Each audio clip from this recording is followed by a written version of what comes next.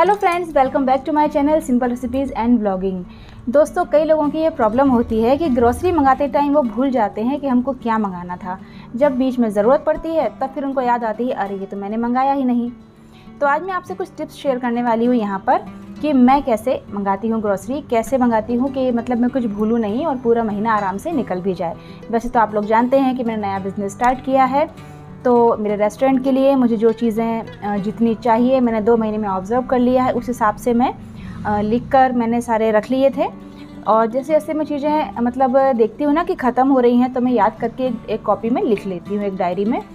और फिर क्या होता है कि जब मंथली मैं मंगाती हूँ ग्रॉसरी, तो उस समय पर मैं उसमें से भी टैली कर लेती हूँ कि मैंने क्या लिखा था, और डब्बे भी देख लेती हूँ। और बहुत कुछ तो हमको याद भी होता है कि हमको क्या मंगाना था और हम भूल गए।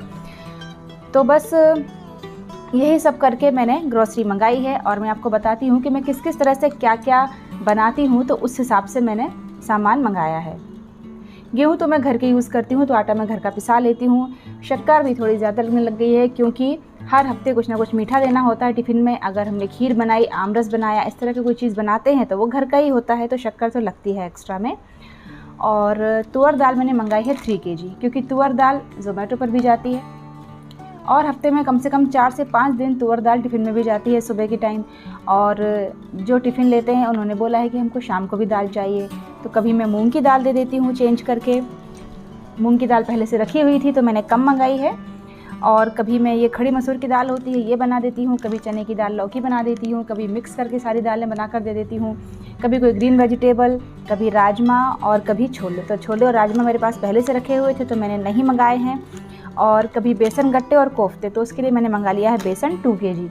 और कभी कड़ी, तो बेसन गट्टे, कड़ी और कोफ्ते में तो बेसन लगता ही है।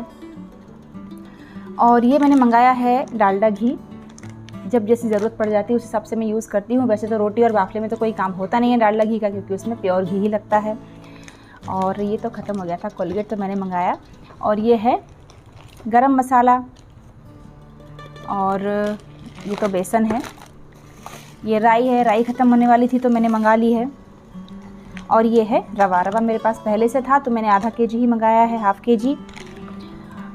और ये है सेव, तो कभी कभी मैं टिफ़िन में सेव की सब्ज़ी भी दे देती हूँ, बच्चों को बड़ी पसंद आती है, तो उसके लिए मैंने सेव भी मंगा ली है। और ये सबसे ज़्यादा इम्पॉर्टेंट आइटम है, ये छोले मसाला और पनीर मसाला। छोले मसाले की सब्ज़ी अगर हम बहुत सिंपल सी भी बना दें ना और छोले मसाला डाल दें तो बहुत टेस्टी हो जाती है सब्ज़ी। और यही पनीर की सब्ज़ी में भी होता है। पनीर की सब्ज़ी में अगर पनीर मसाला डाल दो आप तो बहुत ही टेस्टी बनती है, बहुत मज़ा आ जाता है। और नमक, और ये पापड़ हैं, जो शाही थाली है मेरे रेस्टोरेंट की उसमें पापड़ जाते हैं, तो ये मैंने पापड़ मंगाए हैं। ये है सौंफ, ये तो घर के लिए है, डेली के आइटम। और ये है मसूर की दाल, मैं ये भी कभी कभी बना देती हूँ। मसूर की दाल भी बहुत अच्छी बनती है।